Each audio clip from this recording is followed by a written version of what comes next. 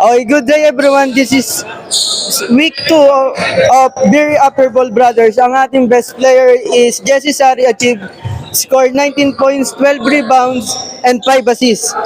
Okay kuya, this is your second game kuya. Ano yung mga napag-usapan nyo para makabawi dahil galing kayo last time sa pagkatalo? Ayun nga, nag-focus lang kami sa depensa pero kulang pa rin eh. Kaya bunting na naman. Nung first game, ganyan, alas ganyan din yung nangyari. Eh, ngayon, nag-focus lang kami sa depensa talaga. Okay, eto po, second question. Every game, ano po yung mindset nyo para mapakita nyo na lagi kayong competitive kahit wala kayong training?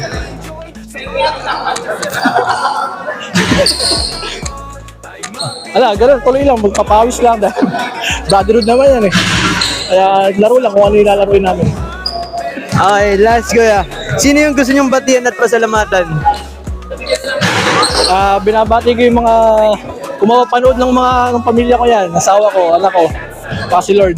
Teammates ko, mga yan, si Onsi, mga 4 na season ko lang kakampi. Si Onsi. Di ko babatiin yung shoutout siya.